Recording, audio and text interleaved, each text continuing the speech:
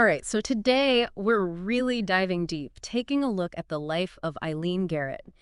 She was a big name, a prominent medium from the 20th century, and we're going to try to separate fact from fiction. We've got some excerpts about her life and honestly, trying to figure out if her psychic abilities were the real deal or if there was something else going on is going to be fascinating. Yeah, so Eileen Garrett's story starts in Ireland, right at the turn of the 20th century, and, well, it's a rough start. She had to deal with something nobody should, her parents' suicide, and she was just a kid. It's essential to remember that spiritualism was gaining a lot of traction back then, especially after the devastation of World War I. People were dealing with incredible loss and trauma, and this kind of longing for connection, for something beyond, really created a space for someone like Eileen Garrett to emerge. It makes you wonder, about the connection between those personal tragedies and how her supposed abilities came about. Almost like she sought solace, found a way to cope by turning to a world beyond our own. And, her life, it's a story on its own. 3 marriages, the tragic loss of her own sons, even working with wounded soldiers, all while navigating these, well, she claimed they were psychic encounters. To navigate them, she did. She even developed these distinct personalities, what she called trance controls, Abdul Latif and Uvani.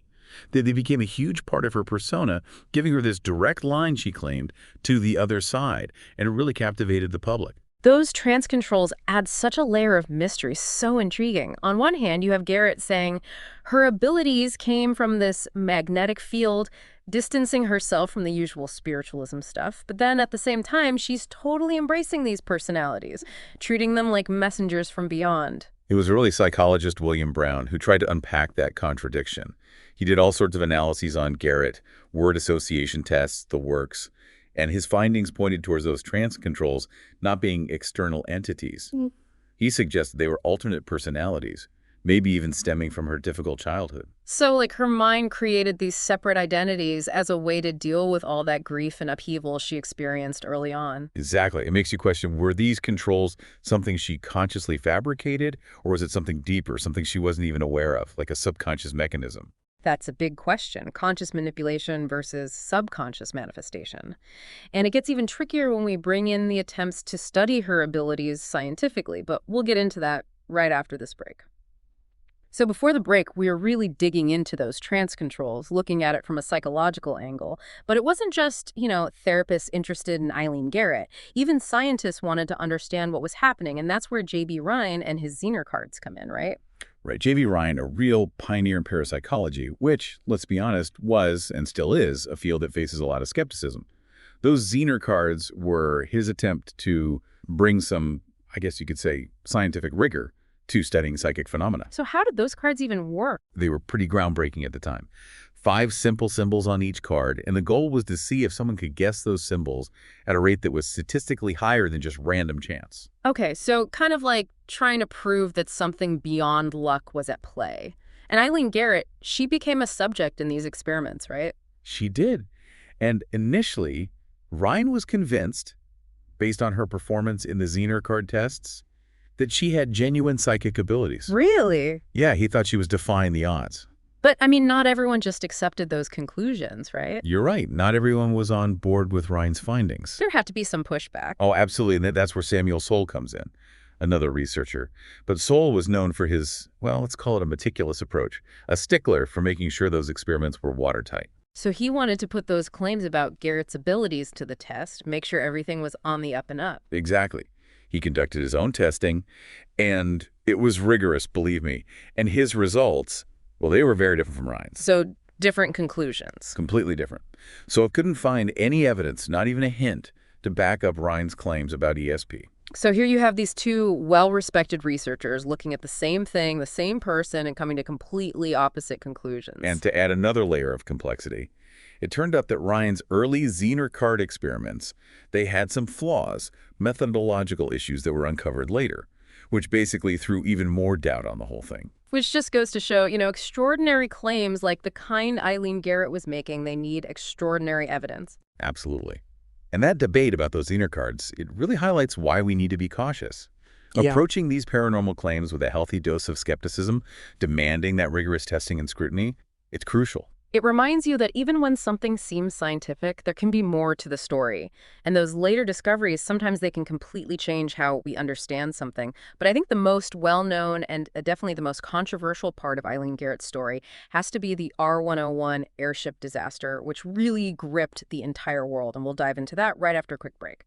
That R101 airship disaster, 1930, it was just a global tragedy. So many lives lost. And you're right, it really did capture everyone's attention. Everyone wanted answers. And Eileen Garrett, well, she kind of stepped into that space, that need for answers, for some explanation in the face of such a horrible event. After the crash, she started doing these séances, and they were huge news. People all over the world were following them. And during these seances, she claimed she was talking to the spirit of Herbert Carmichael Irwin. And not just any victim, right? He was the director of civil aviation, a major player in the whole R101 project. Exactly. He's a big deal. So you can imagine the impact of those claims. People were desperate for some meaning, some connection to those they'd lost. It's like she became this, a voice for their grief, their longing to understand. And then you add Major Oliver Villiers to the mix, a close friend of many of the victims, and he actually participated in these seances. Oh, yeah. His involvement, it definitely lent a certain credibility to Garrett's claims, at least for those who were already open to the possibility. But there were always skeptics, right? Not everyone bought it. Absolutely. And John Booth, a magician actually, he was known for being pretty skeptical of, anything psychic. He decided to take a closer look, see if he could figure out what was really going on. So he approached it like, what, trying to figure out the trick, like how a magic trick is done? Exactly. He was looking for any signs of deception, any way she could be pulling it off. And what did he find? Well, after a thorough investigation, Booth came to the conclusion that Garrett was a fraud.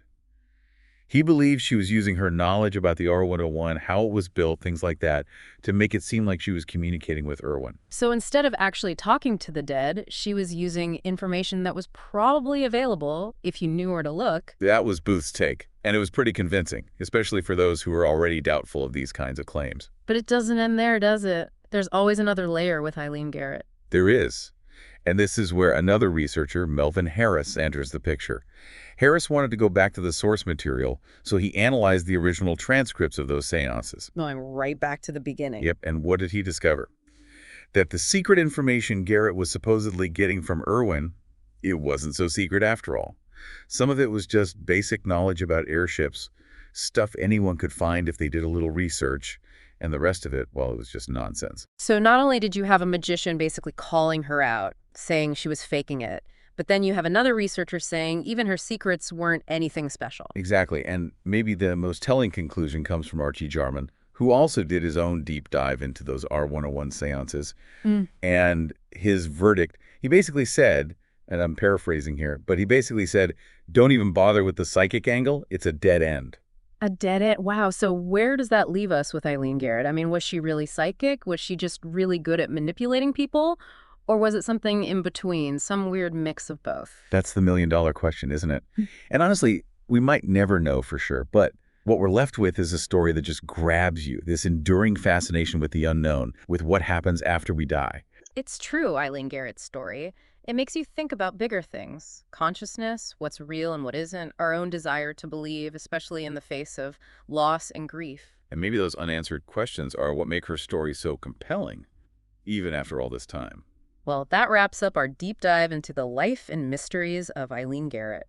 It's been a wild ride trying to separate fact from fiction, and it seems like with Eileen Garrett, there may not be an easy answer, but that's the beauty of it, isn't it? It's up to each of us to weigh the evidence, consider all sides, and come to our own conclusions. And who knows, maybe someday new information will come to light and shed even more light on this enigmatic figure. Until then, keep exploring, keep asking those big questions, and we'll catch you on our next deep dive into the unknown.